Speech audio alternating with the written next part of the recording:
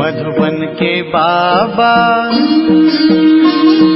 मधुबन के बाबा मुरली वाले, आपका क्या कहना,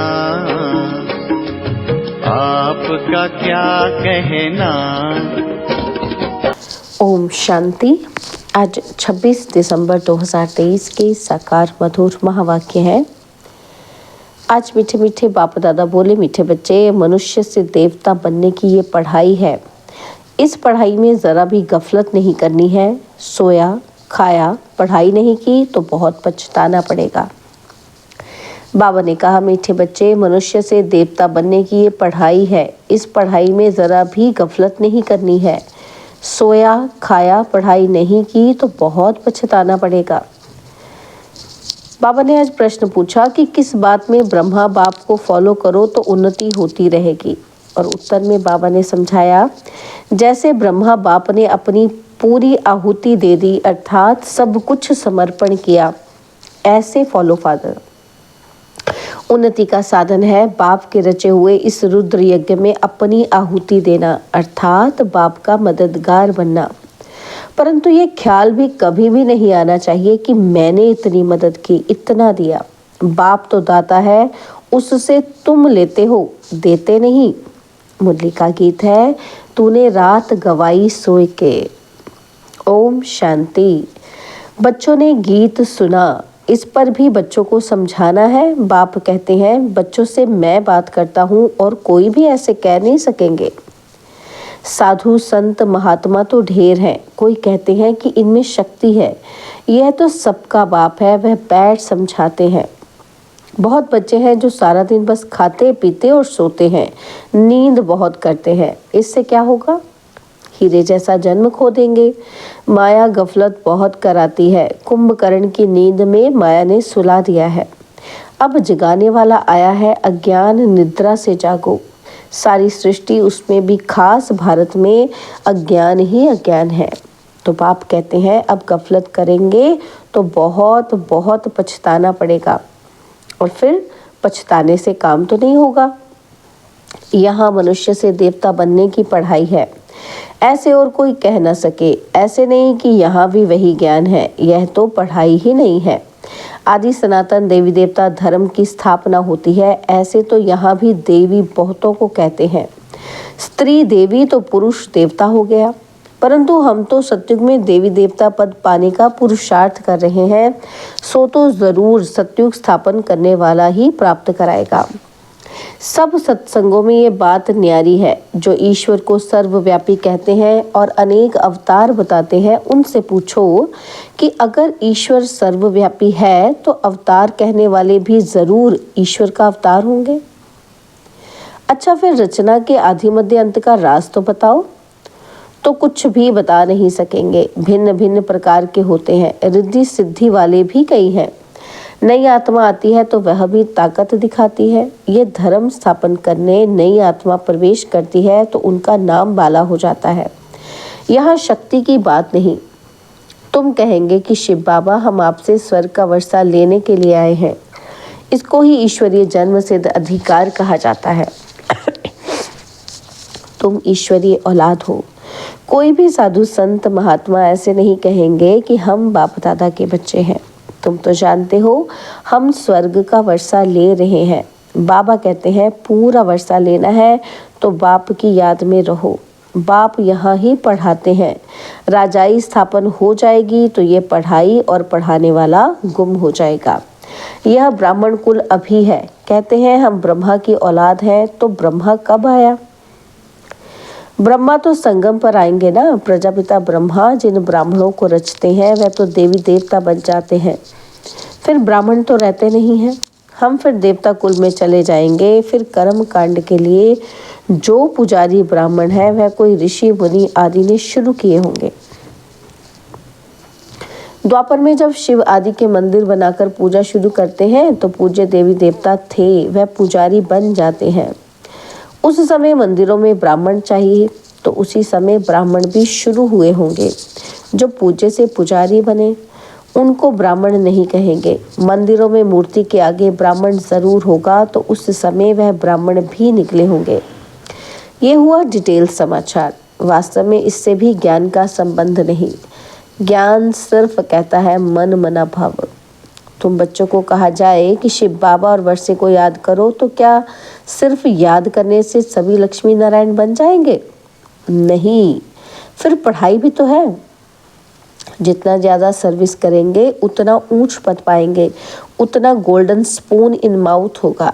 नई दुनिया बनने में, अदला बदली होने में टाइम तो लगता है ना। विनाश के बाद स्थापना होगी, कलयुग के बाद सतयुग होगा। भल अर्थक्वेक आदि होती रहती है, परंतु अनेक धर्मों का विनाश होना है, ड्रामा पूरा होता है। अभी हम बाबा के पास जाकर फिर नई दुनिया में आएंगे। इस समय हम इस यज्ञ के ब्राह्मण हैं। शिव बाबा ने 5000 वर्ष पहले मुआफिक रुद्र यज्ञ रचा है। ये बहुत बड़े से बड़ा यज्ञ है। इस यज्ञ की संभाल करते हो तुम सच्चे ब्राह्मण। वह ब्राह्मण तो मटेरियल यज्ञ रचते हैं। कोई आपदा आदि आनी होती है तो यज्ञ रचते हैं। सतयुग में गुरु आदि की दरकार नहीं थी। गुरु वहाँ होगा जहाँ सदगति की जरूरत हो। अब यहाँ तो अथाह गुरु है। इतने वेद शास्त्र आदि होते हुए भी भारत की ऐसी गति क्यों हुई है? तुम लिख सकते हो कि 5000 वर्ष पहले मुआफिक सब मनुष्य कुंभकर्ण की घोर निद्रा में सोए पड़े हैं। नींद तो सब करते हैं, परंतु यह अज्ञान निद्रा की बात है। कोई भी गुरु नहीं जो सदगति दे सके। अब सोझरा करने वाला कौन है?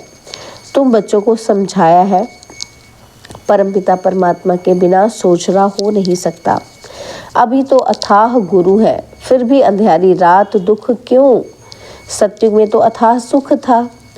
अब जब भगवान की श्रीमत मिले तब सुख हो। रावण ने ही भारत को पतित दुखी किया है। बाप कहते हैं इस काम महाशत्रु को जीतो, पवित्रता की प्रतिज्ञा करो, तब नई दुनिया के मालिक बनेंगे। गुरु लोग कभी ऐसे नहीं कहेंगे कि पवित्र बनो।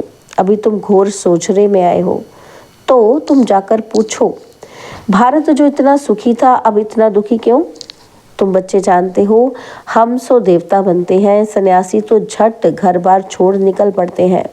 उनके लिए कहते हैं सन्यासी पावन है। वो ऐसे नहीं कहेंगे कि हम पावन बनने के लिए पुरुषार्थ कर रहे हैं। तुम्हारी बात ही न्यारी है। ऐसे मत समझो कि सब सन्यासी पवित्र रहते हैं। बुद्धि योग मित्र संबंधियों में जाता रहता है।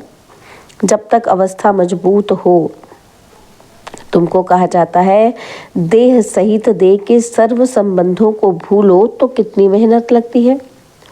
उनसे जब पूछा जाता है तो सन्यास कब लिया, तो लौकिक नाम क्या है, तो कहेंगे ये बातें मत पूछो, स्मृति क्यों दिलाते हो। कोई बतलाते भी हैं, फिर उनसे पूछते हैं कि तुम फौरन ही सब कुछ भूल गए कि याद आती है। मालूम तो पड़े ना कि तुम कौन थे, कैसे छोड़ा, अकेले थे या बाल बच्चे भी थे। फिर वे तुमको याद पड़ते हैं, कहते हैं हाँ बहुत समय याद पड़ते थे, मुश्किल से याद छूटती है। अपना जीवन याद तो रहता है। भले हम शिव बाबा को याद करते हैं, परंतु ऐसे थोड़ी अपना जीवन या शास्त्र आदि जो पढ़े हैं वो भूल जाते हैं। सिर्फ कहते हैं जीते जी भूल जाओ, ये धारण करो। याद करेंगे तो लटक पड़ेंगे। पहले ये बातें सुनो फिर जज करो। जीते जी मरजीवा बनो और किसी का मत सुनो। हम अपना सारा जीवन बता सकते हैं। हाँ, जानते हैं कि अभी ये दुनिया खत्म होने वाली है। सेंटर्स वृद्धि को पाते रहेंगे। जो मम्मा बाबा कहते हैं वो ब्राह्मण बन जाते हैं। अब बाप कहते हैं हे आत्माएं, आत्मा ही बोलती है। तुमसे पूछेंगे तुम कौन हो, तो झट कहेंगे कि मैं आत्मा पढ़ती हूँ। ये ज्ञान अब तुमको मिला है। तुम्हारी आत्मा इन ऑर्गन से पढ़ती है। आत्मा और शरीर दो है। अभी तुम जानते हो कि आत्मा ही शरीर लेती और छोड़ती है, संस्कार धारण करती है। हम आत्माएं सत्युग में पुण्य आत्मा थे, अब पाप आत्मा है। अब अंतिम जन्म है। परमात्मा में जो ज्ञान है वह अब हम आत्माओं को पढ़ा रहे हैं। बाकी सब मनुष्य घोर अंधेरे में है। शास्त्र आदि सब भक्ति मार्ग के हैं। उनको ज्ञान नहीं कहा जाता। ज्ञान दिन और भक्ति रात है।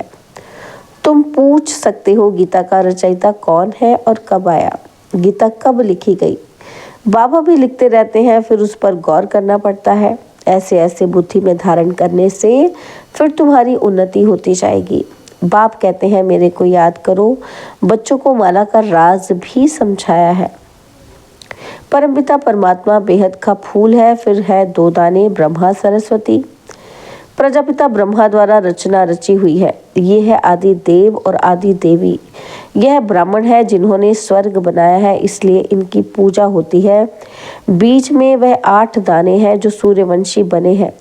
बहुत मदद की है। नॉलेज बुद्धि में रहनी चाहिए। यह भी जानते हो कि यज्ञ में बरोबर आहुति दी जाती है। माताओं की उन्नति के लिए बाबा ने युक्ति रची है। बलि चढ़ाना तो फॉलो फादर। गांधी को भी जिन्होंने मदद की तो अल्पकाल का सुख मिला। वह था हद का बाप और ये है बेहद का बाप। यहाँ बाप ने सब कुछ माताओं के चरणों में दे दिया तो ये नंबर 1 में गया। तुम बच्चों को पुरुषार्थ करना है। जो मदद करेंगे वही स्वर्ग के मालिक बनेंगे। ऐसे कोई मत समझे कि हम शिव बाबा को मदद करते हैं। नहीं, शिव बाबा ही तुमको मदद करते हैं। अगर वह तो दाता है, तुम अपने लिए करते हो। तुम याद में रहो तो विकर्म विनाश होंगे। सर्व को याद करो तो स्वर्ग में चले जाएंगे। बाबा स्वयं कहते हैं मन मना भव, नहीं तो बाकी ऊंच पद कैसे मिलेगा। हिसाब करना तुम्हारा काम है। कोई मत समझे कि मैं देता हूँ। ये शिव बाबा का यज्ञ है, चलता ही रहेगा।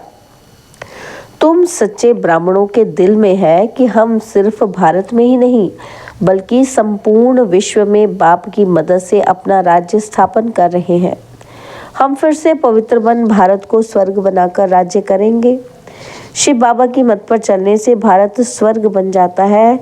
तो ये याद रखो कि शिव बाबा पढ़ाते हैं। बाबा कहते हैं जब ब्राह्मण बनेंगे तब ही देवता संप्रदाय में आएंगे। विकार में गिरने से एकदम सत्यानाश हो जाती है।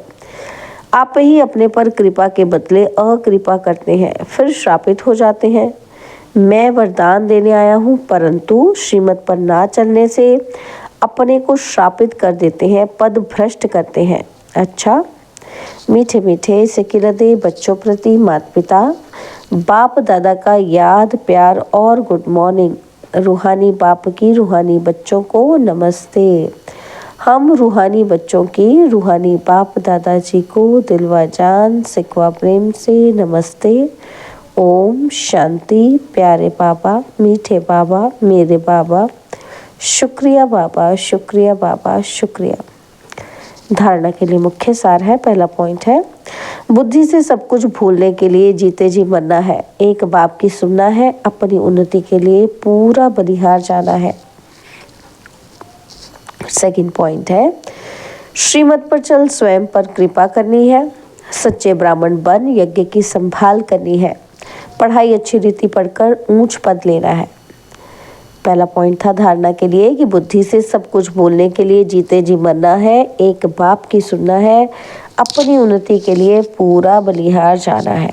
और दूसरा पॉइंट था कि श्रीमत पर चल, स्वयं पर कृपा करनी है। सच्चे ब्राह्मण बन यज्ञ की संभाल करनी है। पढ़ाई अच्छी रीति पढ़ कर ऊंच पद लेना है।